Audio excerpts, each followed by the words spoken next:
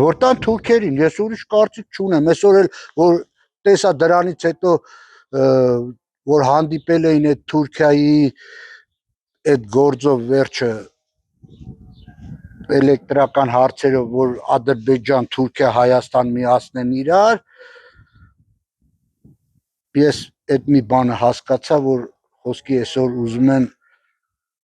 ու էդի ես չեմ ասել, ժողովուրդ, էդի ասելա Նժդեն, էդի ասելա Մոնթեն, էդի իրանք են ասել, ես չեմ ասել, ասում եմ, եթե տվիր Արցախը, տալու ես Սյունիքը, դրանից հետո արդեն Հայաստանը բանի պետք չի լինելու, ու Հայաստան չի մնա։ 30 տարի հետո էդ ես շատն եմ ասում,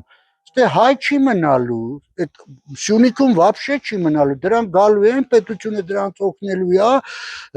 փողերը տա, կան մեկին երկուս թանկ գներով տները առնեն, հայերն թողեն այդան Ռուսաստանները կամ ես ում հնարավորությունը ուր դե հերիքեց։ Սրանց այսօրվա ժողովուրդ ջան, ոնց ասեմ, կառավարման համակարգը